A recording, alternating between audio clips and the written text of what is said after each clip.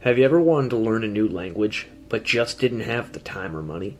I may have a solution for you. Her name is Jessica, and she gives free Chinese lessons daily at 11 p.m. Beijing time and 11 a.m. Eastern Standard Time. Chinese is fun and easy if you have the right teacher. Let Jessica be that teacher and introduce yourself to the fastest growing language in the international job market today at tinyurl.com/TCJessica and tell her Ian sent you. Do you like fine art but think it might be out of your price range? Do you have a vision for a painting that you'd like to see brought to life but you just don't have the skill? I might have a solution for you. Art by Daisy. With decades of experience, Daisy offers high-quality, affordable watercolor paintings suitable for hanging in your home, office, or even as a gift, with prices starting at just $55. Visit tinyurl.com/artbydaisy to find out more. Hello, and welcome to the Deathcast. I am your host, author, and journalist, Ian Totten. I'd like to thank you for joining me for the very first proper episode of the year 2024. Before we get going, as always, I have the normal show notes. If you'd like to help support their show, there's a couple ways that you can do this. First and foremost, you can go to your favorite podcasting app and leave a 5-star review. Also, please don't forget to subscribe.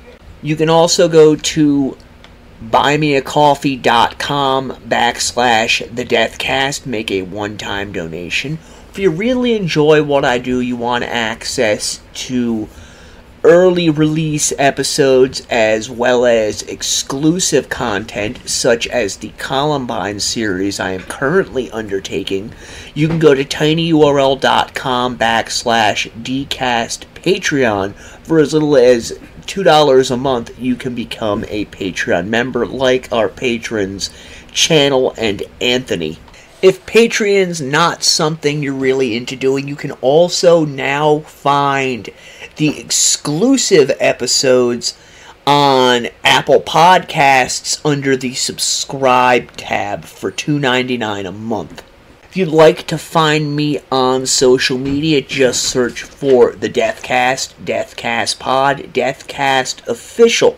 You can find me on most social media platforms under any of those monikers, but although, be honest, if you want to interact with me, your best chances of doing that are almost certainly on TikTok. At this point, just look for Deathcast_official.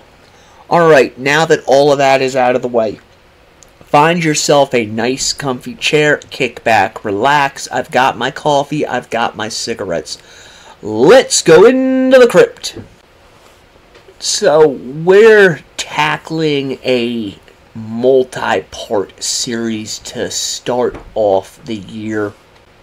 And I was trying to decide which case we were going to cover first. I have a number of cases that have been suggested by fans of the show on the Facebook page, The Deathcast.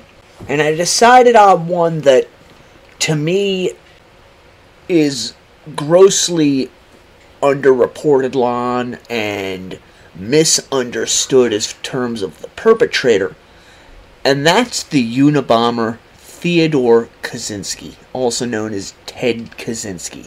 What do I mean by it's underreported on? The reasons for the actions of Ted Kaczynski are often overlooked. It's understandable given that the things he did in order to try and get his message out to the world were rather insane. But he did have a message, and I personally think that it was a good message, in that he believed in really shunning many of the technological advances of society in order to have a more self-sustaining lifestyle. I'm not saying everything he espoused in his views on this particular subject are correct, or that I believe in all of them or willing to do all of them. Just that I believe his idea of being more self-sufficient, less reliant on the government and on modern technology does have its merits. And I say this as someone who had, for most of my adult life, very few connections with modern technology outside of having electricity and a running car. I mean, I've only had internet for maybe 10 solid years since I turned 18 years old.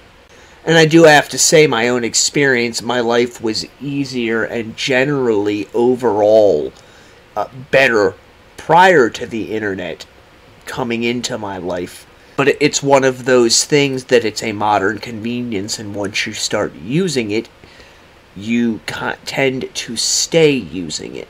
But I also wanted to cover Kaczynski because many people have a difficult time grasping how this obviously brilliant man could go so far off the rails in his quest, his desire to really try and force his ideology on others.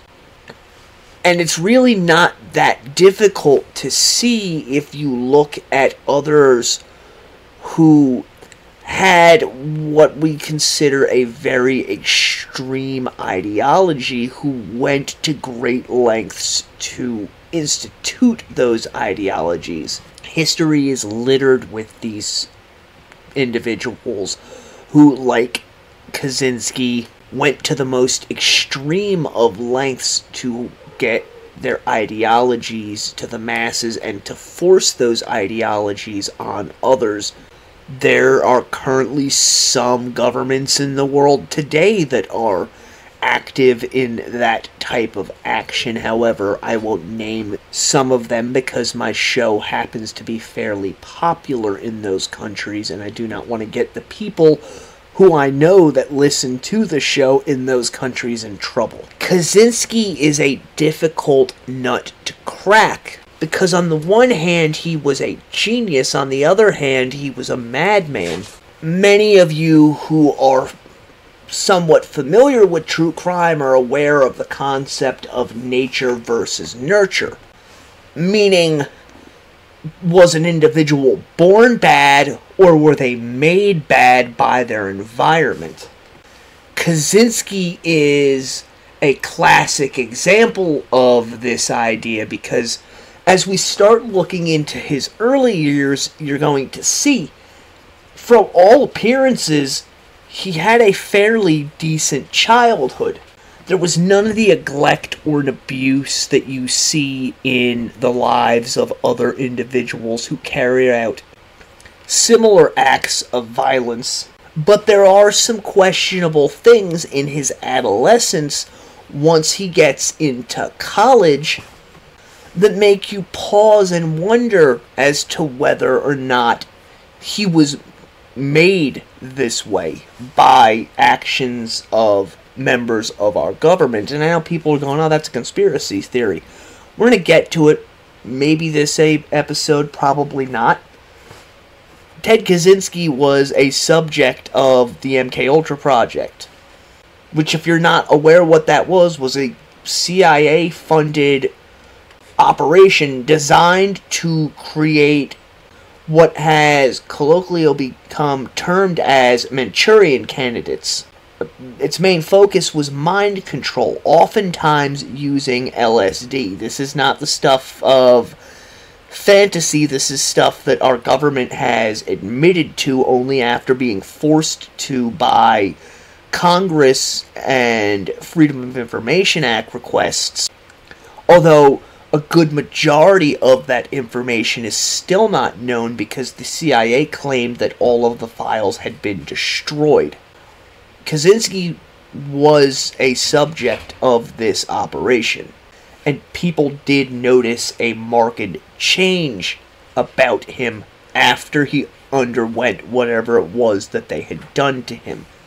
Theodore John Kaczynski was born May 22nd, 1942 in Chicago, Illinois, to working-class parents Wanda and Theodore Richard Kaczynski, who was a sausage maker. One of the earliest known aberrations in young Ted's life came when he was still an infant at age 9 months old. Ted had some form of unspecified illness that caused him to be hospitalized. And during the course of this hospitalization, Ted was pretty much placed in isolation away from his parents, despite the fact that he was obviously hysterical and crying for them. And it has since been learned that these period of time, the first months of a child's life, is really the most important as terms of building familial bonds. Ted was unable to do this.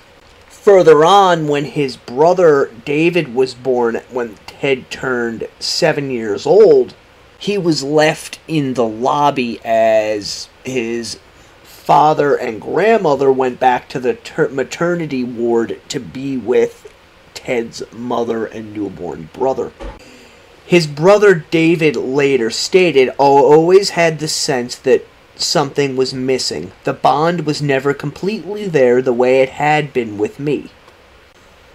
His brother also said that Ted really, even going that far back, had difficulty connecting with people, oftentimes preferring to befriend youths who were 5-6 years younger than him, and this could be because he was able to dominate them personality-wise. But his brother did talk about baseball games where Ted would become extremely embarrassed and angry with himself for the slightest error. However, he would berate other teammates for even the smallest of mistakes. David also said that his brother, as they grew older, would lock himself in his bedroom for hours at a time, doing his own research, reading, that type of thing, and it seemed to those in the family that this was where Ted was most comfortable. Now, this could come from the fact that he was not able to build those familial bonds with his parents. It could also be part of the genius that he was gifted and cursed with. Oftentimes you will see this with individuals who have very high IQs. They are unable to relate to other people, and as a result of that, they will withdraw from those people. Ted attended grades 1st through 4th at the Sherman Elementary School in Chicago, where he was described as being healthy and well-adjusted. By most accounts, when the family moved in 1952 to suburban Evergreen Park, which is also in Illinois, a teacher at the school Ted was attending 5th grade at had an IQ test performed on him, and it was found that he had an IQ of 167. I want you to take a moment and think about that. You have a 5th grader who is, 11, 12 years old, somewhere in that range, with an IQ that is higher than 80% of the human populace walking around. Most humans average, just over 100. Believe 105, 110, somewhere around that range. So we've got a 5th grader who is smarter than anyone he is coming into contact with. That may explain the difficulty he had in relating to people. Kaczynski himself stated that having this IQ test performed on him was a pivotal moment in his life, as, again, this is his recollection, not the recollection of his brother David. Up until that point, he had fit in with his peers and even been a leader. However, when it was discovered that he had such a high intellect, Kaczynski ends up being skipped ahead in school. It should also be noted that because of his high IQ, Ted's parents really pushed him very hard for academic excellence. After being skipped ahead 2 grades, Kaczynski found it very difficult to fit in as he was much smaller than the other students in his grade, and they looked at him as being somewhat different due to his much higher intellect. It should be noted, though, that Kaczynski continued to participate in various activities in school despite the discomfort that he was feeling. Kaczynski was very active in the chess club as well as in the German club. David also described his brother moving ahead and into high school as something of a quote-unquote friendless academic pariah. David also stated that his brother seemed, quote, incapable of sympathy, insight, or simple connection with people. These can be signs of an individual with a higher intellect. If you've ever heard the story that was given in the book Dungeon Master, James Dallas Egbert III, he was very similar to Ted Kaczynski in a lot of ways in that he had an extremely high IQ, and because of this and the fact that his parents pushed him academically, he had a very difficult time fitting in with his peers and in socializing with others. Now, in the story of Egbert, he's 16, 17 years old, and he ends up going to Michigan State University and vanishing before being found by a private investigator hired by the family to find him. Egbert ends up killing himself. But it's a similar story in that they're both very high intellect.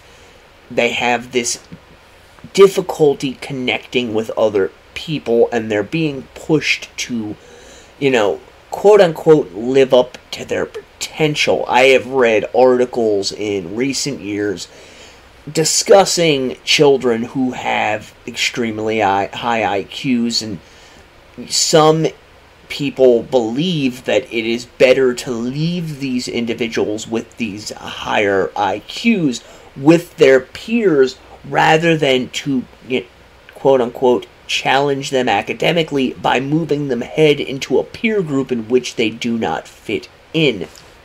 There is some evidence for and against this idea, but it gives us a little bit of insight into Kaczynski and may explain why he had an easier time interacting with children closer to his brother David's age than he did interacting with those in his own age group.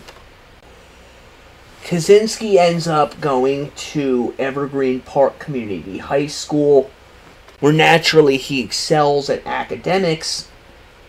He also plays the trombone in the marching band and is involved in numerous school-related clubs and activities. I'm going to read an article from the Chicago Tribune by Andrew Martin and Robert Becker. This is from April 16th of 1996 and kind of describes Kaczynski in high school.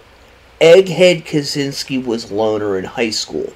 They were the smartest boys at the high school, a rumpled group of teenagers who sat together in the cafeteria, experimented with explosives in the chemistry lab, and stayed after class to puzzle over calculus problems and probability theory in the math club. Some classmates at Evergreen Park Community High School in the late 1950s remembered them as the Briefcase Boys, referring to what even then was considered a socially suspect manner of carrying textbooks. Theodore Kaczynski, the Montana recluse suspected of being the Unabomber, was among this loose-knit clique of overachievers, and many considered him the smartest. But even in a group that many considered eggheads, Teddy Kaczynski was considered a misfit, an insecure teenager who preferred the company of textbooks to classmates. There was a group of us who were kind of at the top of the class, remembered classmate Russell Mosney, now a computer programmer in Shamburg. We were the eggheads. We were into science and books, and the others were out playing football. Although the group's interest in academics set them apart, they were by no means antisocial. Indeed, members of Briefcase Boys ran for student council, played in the band, built a canoe, and dated girls from nearby Mother Macaulay Liberal Arts High School and all-girls Catholic school. But Kaczynski, the skinny kid with an uncombed head of hair punctuated by a cowlick who carried an alligator-skin briefcase, rarely socialized outside of an academic setting, they said.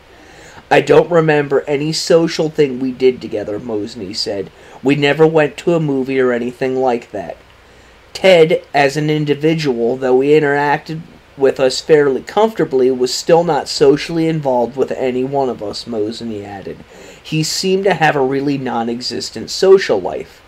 The dynamics of the group, Kaczynski, always the odd man out, seemed to have foreshadowed the future. While other members of the Briefcase Boys settled into careers as computer programmers, pharmacists, and college professors, Kaczynski veered into his now infamous path, leaving a promising life in academia for a life of seclusion and allegedly terrorism in a 10 by 12-foot Montana cabin. So you can get kind of an idea of how Kaczynski was seen by those who knew him. Now, some of this recollection may be in hindsight, given the fact that when this article was written, Kaczynski had been arrested only a few short months prior. But it does give us more insight into him. He was not a people person. He preferred to spend his time working on his own things and focusing on those things to the exclusion of all others. It was during high school that Kaczynski really found the first true love of his life, which was mathematics.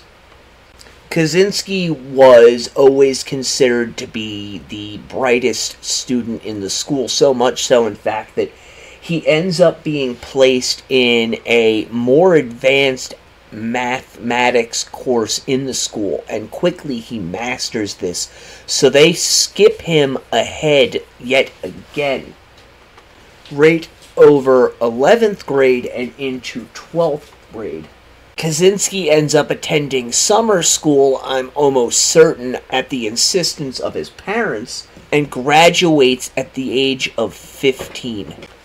After this, Kaczynski is encouraged by many to apply to Harvard University, and he does this and is in fact accepted, and in 1958, at the age of 16 years old, Ted Kaczynski travels to Harvard University to begin his freshman year. Try and envision that. You're a 16-year-old boy. Your whole life you've been smarter than everyone else, and now you are in college when you can't even drive a car or legally buy a beer or get married. You're in college, one of the most prestigious colleges in the entire country.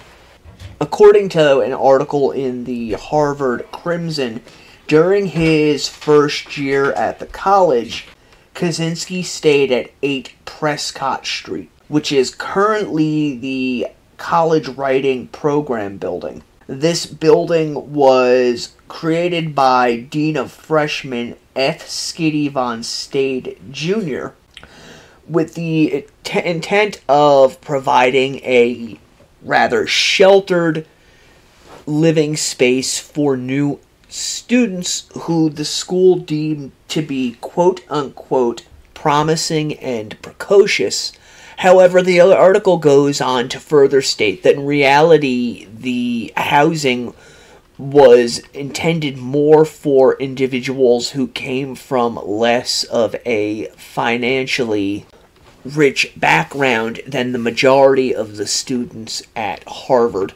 And the article writers speculate that this may have been the first step in isolation for Kaczynski while he was at the school.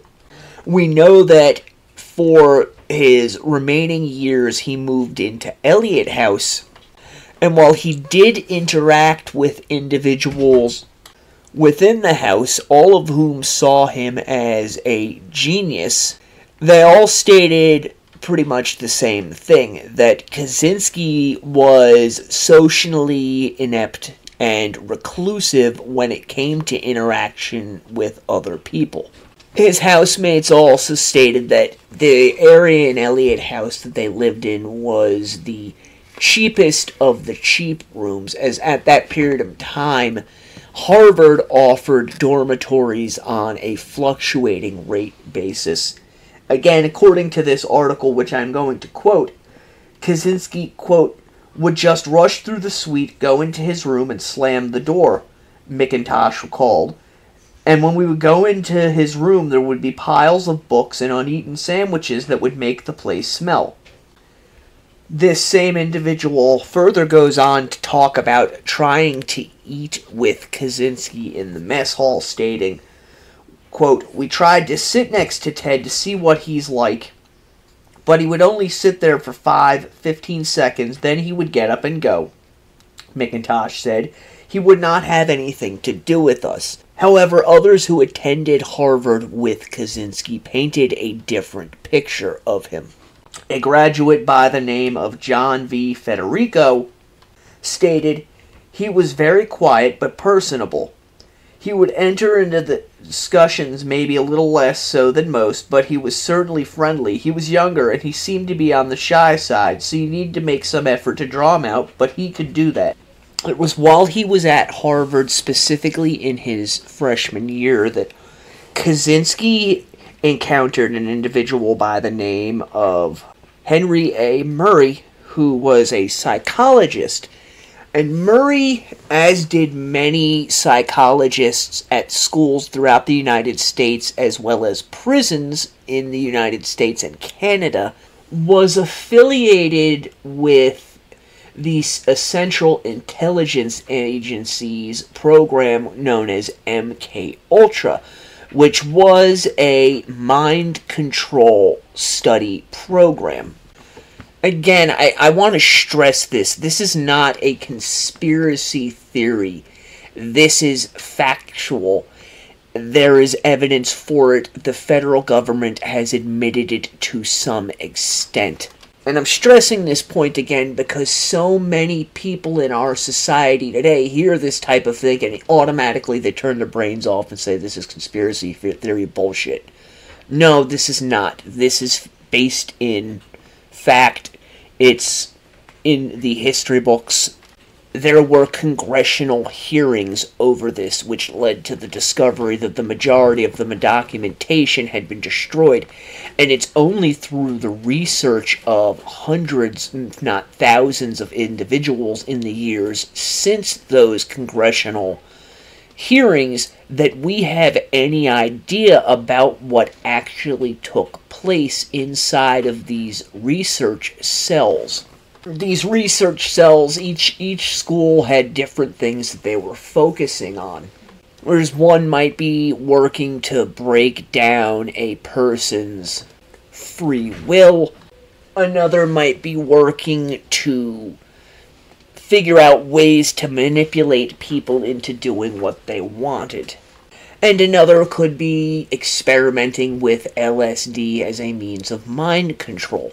And they didn't just do this to college students who were asked to be participants in an experiment for the school. They didn't just do it to prisoners. They also did it to people out in public, as well as individuals working for the CIA themselves. I know most of you out there have seen James Bond movies and things of that nature where they've got, the umbrellas that deliver the poison mist. Well, the CIA was actually developing tools to deliver LSD in a very similar fashion. I know this sounds like the stuff out of, batshit crazy land, but it is actually fact. And Kaczynski was involved in one of these experiments run by Dr. Murray. According to a CIA document that was released in 2018, the project attempted to produce a perfect truth drug for use in interrogating suspected Soviet spies during the Cold War and generally to explore any other possibilities of mind control. Now, according to an article written by Professor Alistair Chase, who is himself a graduate of Harvard and also was a correspondent with Kaczynski after his arrest, and in fact went on to write a book about the Unabomber, who stated that in 1959, a house stood at number 7 Divinity Avenue, which was run by the Department of Social Relations to conduct research on human subjects. And it was there, starting from the fall of 1959 through the spring of 1962, Henry A. Murray conducted his experiments. Chase goes on to state that the experiments were, quote, a disturbing and what would be seen as ethically indefensible experiment on 22 undergraduates. Within this program, Kaczynski was known as lawful. Now, according to Kaczynski in his correspondence with Chase, the Henry A. Murray Research Center of the Radcliffe Institute for Advanced Study had released some information on Kaczynski's time in the experiments that Murray was conducting. However, for the most part, they refused to share any of the team's analysis of that data, further stating that the Institute had told psychologists not to talk with Kaczynski's defense team. Now, according to the records that Chase was able to view, the purpose of Murray's experiments were to measure how individuals dealt with stress. They did this by subjecting their subjects to intense interrogations, which were called, quote, vehement, sweeping, and personally abusive. A psychiatrist who examined Kaczynski during the course of his trial wrote about Kaczynski and his set of beliefs, which she characterized as one being a desire to live away from society because it is bad, and that his family had done him injustices. This woman wrote, quote, during his college years, he had fantasies of living a primitive life and fantasized himself as an agitator, rousing mobs to frenzies of revolutionary violence. He claims that during the time he started to think about breaking away from normal society. Now, in letters to Chase, Kaczynski expounded on his ideologies, stating that it was while he was at Harvard he first encountered these ideas and that they first took root within him as he found them morally acceptable. One of the problems with what happened to Kaczynski at Harvard is the fact that because his code name became known to some reporters, the Institute has not allowed the analytical data from the tests that were conducted on him to be released publicly. In fact, I have found nothing online to indicate that anyone outside of the Institute has seen this set of data. We do know that Kaczynski was subjected to really an ego assassination on him. Unfortunately, we will likely never know what actually happened to Ted Kaczynski while he was at Harvard University, as the Radcliffe Institute has refused to release any of the data associated with him from these experiments, be it to reporters, members of his criminal defense teams, other academics, that type of thing. We do know, though, that whatever it was that he really experienced there did have an extremely adverse effect on Ted Kaczynski. And we know this because his brother and others who encountered him during this period of his life have stated that whatever it was that Ted went through while he was at Harvard had a profound effect on him. They noticed a marked difference in his personality after these experiments had been conducted. And to me, it's amazing that any of the individuals involved in this never faced any sort of reprisals. Dr. Murray never had any sort of consequences for his administering of these experiments, despite the fact that when Ted Kaczynski started Harvard, and from the information I could find, he was 16 years old when these experiments began to be done on him, which means that this Murray asshole was abusing a child in a horrifically barbaric psychological manner. It's known that these subjects were tricked into kind of participating in this experiment, being told that they would be debating others on their personal philosophy, and as such, they were instructed to write essays on these philosophies, at which point the subject was exposed to the reality of this experiment, in which a nameless individual would confront them with the information from their essays and proceed to belittle them while electrodes were attached to their craniums in order to study their brainwaves. It's known that Kaczynski spent at least 3 years in this program and was subjected to this abuse for an estimated 200 hours. And while some believe that this may be the catalyst that started Kaczynski off down the path that he eventually took, Kaczynski himself refuted this, stating that although he resented Dr. Murray and the individuals responsible for his humiliations, as it was an invasion of his privacy, he did not begrudge them in the manner that the media was trying to depict. However, I contend that that possibility cannot be ruled out because of the age that Kaczynski was when he began participating in these experiments, and the fact that his mind and his psyche were not fully developed. I believe it very well could have had a much more negative impact on not only his worldview, but on his view of society and human life than even Kaczynski himself may have understood. Kaczynski ends up graduating from Harvard in 1962 with a GPA of 3.12 at the age of 20. From here, he moves on to the University of Michigan, where Kaczynski earns first his master's and then his doctoral degrees in mathematics in 1964 and 1967, respectively. From all indications, his parents were exceedingly proud of their oldest son for having achieved these amazing feats of intellect.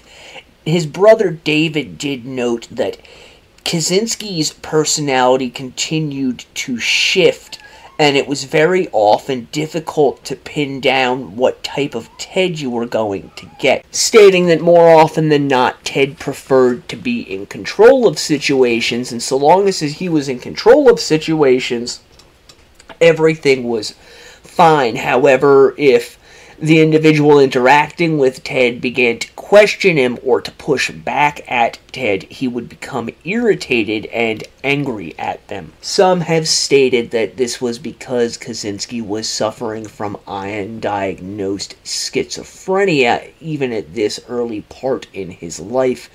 However, individuals who were in communication with Kaczynski throughout the years stated they never saw any signs of this mental illness with him. And in fact, individuals I know who have communicated with Kaczynski while he has been incarcerated have stated the same thing. He came off as very honest and straightforward without any of the atypical signs of schizophrenia that are often apparent in an individual who is suffering from it, such as, confusion of thoughts, hearing voices, delusions, that type of thing. It's known that Kaczynski dated fairly infrequently during these years. It does not appear that he had any sort of long-term relationship with a woman. And I want to make it clear here because I've read some articles that are completely out there stating that, maybe the reason Kaczynski did the things he did is because he was a closeted homosexual, and because of society at that time, he knew that he couldn't come out if he wanted to have any sort of a career, so instead he just withdrew into himself and it drove him mad. That is absolute bullshit. Everyone who knew Ted Kaczynski has stated that he was openly heterosexual and had no inclination towards same-sex relations. The reason Kaczynski ended up going with Michigan State University was he did not come from a family of means, and he was trying to get a teaching position as well as financial aid in the package that he was trying to put together for going to these schools. And he had also applied to the University of Berkeley and the University of Chicago, both of which accepted him. However, they were unable to offer him any form of financial incentive, which led to Ted deciding to go to Michigan. Regarding his time at the University of Michigan, Kaczynski wrote in an unpublished memoir from 1979, "So I went to U of Michigan in the fall of 1962, and I spent 5 years there. These were the most miserable years of my life, except for the first year and the last year." Upon going to Michigan, Kaczynski was given a grant of $2,310 a year to serve as a student teacher. And Kaczynski limited himself to 2 courses per semester. This was because of the amount of teaching that he was doing. It was noted that Kaczynski was not seen as a very good teacher by those within Michigan State University. However, despite this, Kaczynski was considered to be the star of the mathematics department. A professor by the name of Alan Shields wrote, "Best man I have ever seen," while another teacher wrote, "He just seems a little too sure of himself." And that is not without reason. We've already gone over the fact that Ted Kaczynski was a genius. He was so far advanced in his field of mathematics that by the time he arrives at Michigan State University, he has been published in numerous peer review magazines on mathematics after having solved extremely difficult equations. One story goes that one of his instructors put a quandary to the students that he had a problem trying to solve a mathematical subject known as boundary functions that no one had been able to solve. And according to this teacher, a few weeks after this, Kaczynski presented him with 100 handwritten pieces of paper having solved this problem. Kaczynski's doctoral thesis was entitled Boundary Functions, and ended up being awarded the Summer Meyer Prize for the university's best mathematical thesis of the year, which got Kaczynski $100. However, academic success and really showing everyone up was not enough for Kaczynski. He really hated his time at Michigan. Again, in this unpublished autobiography, he stated, "The fact that I not only passed my courses, except one physics course, but got quite a few A's shows how wretchedly low the standards were at Michigan." before going on to state, the atmosphere to me felt extremely sordid. Most instructors and most students did only what they had to do. There was no interest or enthusiasm or even any sense of responsibility about doing a good job. On the teaching, he stated that it was sloppy, careless, poorly organized. Teaching can destroy the moral of many students. Kaczynski also wrote about his time living in a boarding house where he says the sounds of a couple having sex through the thin walls of the building drove him mad.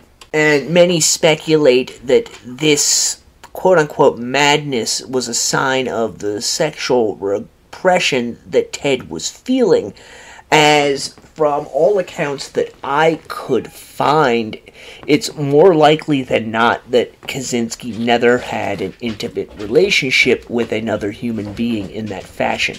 Kaczynski reported this couple to the university, which took no action.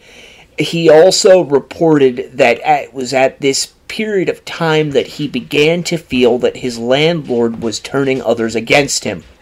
Kaczynski stated in letters to individuals that it was during this period of time where he began to have a recurring nightmare in which manifested as psychologists were hounding and harassing him.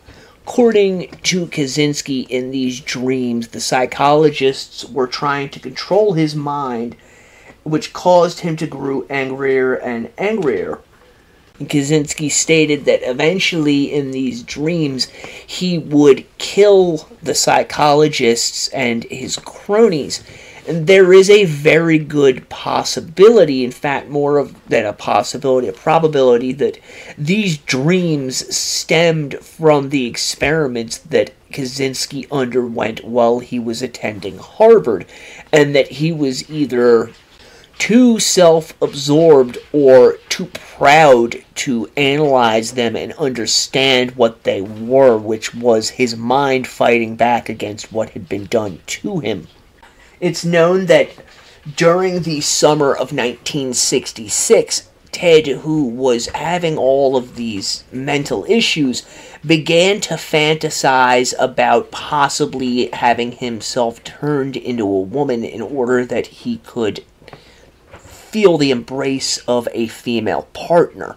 Returning to school that fall, Kaczynski went so far as to have a meeting with a psychiatrist where he intended to discuss this matter with the individual. However, he found he was unable to do so, and when the psychiatrist pressed him as to why he was there, he said he was feeling depressed over the fact that he might be drafted into military service. Now, according to Kaczynski, when he left this psychiatrist's office, he was overcome with emotions such as shame and guilt, and eventually his mind turned to the idea of killing this psychiatrist. And according again to Kaczynski, this idea had the opposite effect on him that he had been feeling, and he felt elated at the idea of removing this man from the world, which again goes into my hypothesis that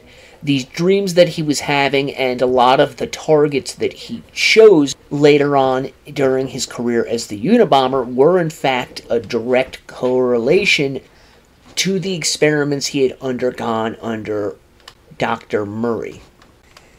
Now, according to Professor Chase in the article and subsequent book he wrote on the Unabomber, Kaczynski stated that it was at this point that he decided that he was going to commit his life to killing other people. And I have to question whether or not Kaczynski meant this when he told the professor that, as by his own accounting, as his later bombing career progressed, Kaczynski really went out of his way to a certain degree to avoid human targets, which tells me that Kaczynski was more likely than not manipulating this professor and giving him what he felt the man wanted to hear as opposed to what Kaczynski was really feeling inside,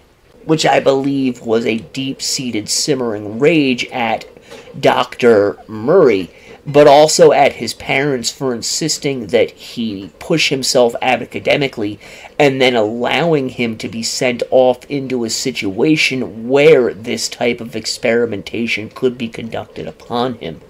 Now, the psychologist that was hired by Kaczynski's defense team wrote in her notes that during her talks with Kaczynski, he stated that after having this realization that he needed to dedicate his life to killing, he told her that he at that point decided that he was going to go to Canada, where he would hide out with a gun as his only companion, further stating that if it didn't work out and he made it back to society alive, then he would find somebody that he hated and kill them.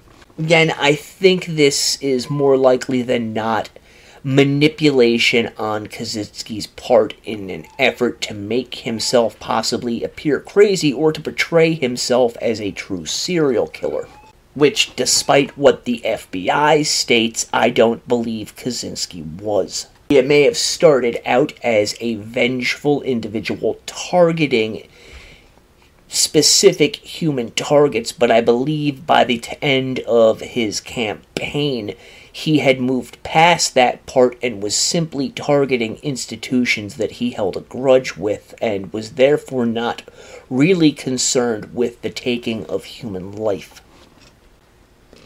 Kaczynski then decides that in order to fulfill this dream of his of living in the wilderness, he needs to get a job and save enough money up so that he can buy land. So when he graduates from the University of Michigan with his doctoral degree in 1967, he ends up getting a job with the University of Berkeley. His job being an active assistant professor in mathematics. Kaczynski, upon taking this job, was noted as being the youngest professor in the history of the university. Kaczynski did very well while he was at Berkeley. By the summer of 1968, he had been formally appointed as an assistant professor, which in college parlance means that he was on his way to receiving tenure. It was noted in his evaluations that he was generally disliked by his students, as he was a very straightforward teacher who taught straight from the textbook and refused to answer any form of questions. On June 30th of 1969, Ted Kaczynski officially resigned his position at the University of Berkeley. And this took everyone in the university, particularly in the mathematics department, completely by surprise, with Kaczynski's main supervisor later writing that it took everyone completely out of the blue. The reasons for this were that Kaczynski was not feeling fulfilled in his job at Berkeley, but also because the desire to live in the wilderness away from society had become so great, and he had decided that he had saved up enough money to go out and achieve his life's dreams.